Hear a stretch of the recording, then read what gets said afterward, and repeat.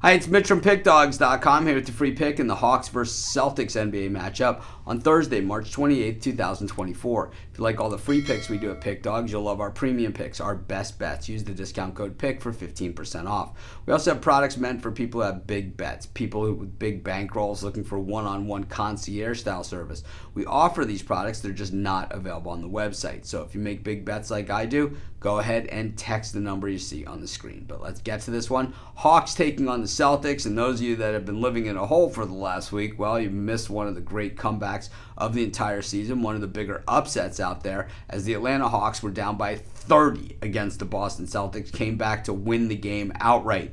At halftime, the lead had been dwindled down into the 20s, but still, that third quarter where the Hawks just came roaring back, they got it into the fourth quarter and finally got to the lead and never looked back. It was an absolute disaster for the Celtics, who, at 57-15 have pretty much locked up the number one overall seed in the East, probably the number one overall seed in the NBA for the playoffs, for the home court advantage. But really showing that kind of vulnerability, with Jason Tatum in the lineup, it wasn't like they had a lot of excuses. I mean, White was out.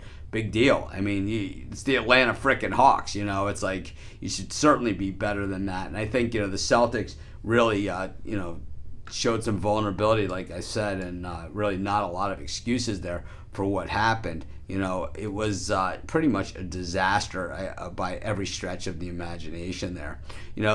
When we look at at the Celtics, Porzingis played 34 minutes and scored 17 points. Tatum scored 37 points, and Brown scored 24 points. So, their big three was in. And, Peyton Pritchard saw significant time scoring 15 points. But, I think that the Celtics overall, it was just a meltdown. Hauser just throwing up bricks. Al Horford looking lost out there. Then for the Hawks on the other end, Trae Young didn't even play in that game. So their top scorer, franchise guy for the last few years, wasn't even in. And then you look at, some of the guys that were, and boy, Bogdanovich, Hunter, all of these guys just had their way with the Celtics, especially when it mattered most. Murray came in with 19 points as well. I mean, it was just about as bad as it gets. I haven't been on the Celtics a ton this year, and you guys have given me a ton of heat in the YouTube comments.